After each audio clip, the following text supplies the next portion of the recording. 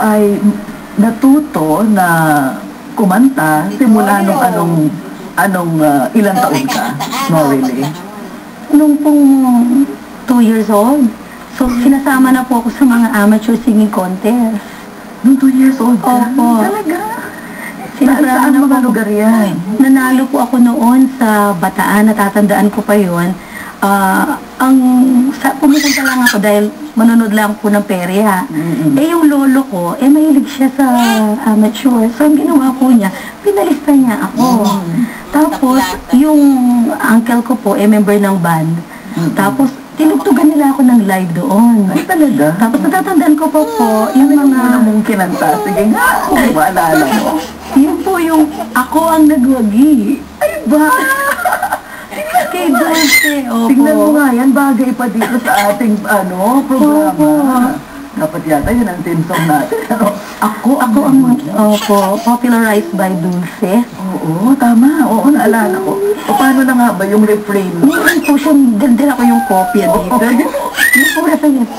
Ako ang nagwagi, kailanman di maaari pang masawi. Maling landas ni tatahaking muli, buhay ko'y hawak niya bawat sandali. Tapos yung ending niya, kahit ako ang nasawi, ako ngayon ay nagwagi. Oh, yun, nakakapangilala. Nabubolan ni Baoli yung ano eh. Nung maliit ka. At yan ang pinanalo mo. Ang pag-awit daw, kailangan punong-puno ka ng inspirasyon, ng emosyon. Kumbaga, ang pag-awit, hindi pwedeng umaawit ka lang na mas maganda ang boses mo. Kailangan, meron kang, yung language kasi ng music. Lingwahe siya ng buhay, di ba? Totoo po yun. Oo, saan mo hinugot yung lahat ng power ng boses mo nung maliit ka?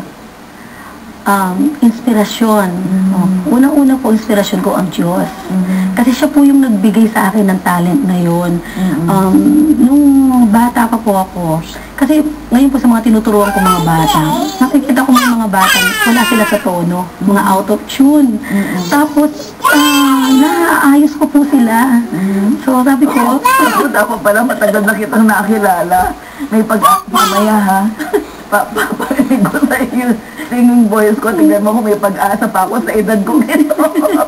naayos ko po yung mga batang yun, mga bata. Kasi narelate ko po nung time ko, sabi ko, lahat tayo, yung kasi ang singing is coordination of muscles. Pag tama lang po yung inyong breathing, tama yung pagbukas ng bibig, yung mga tinatawag po nilang resonators, yung mga vocal mechanisms.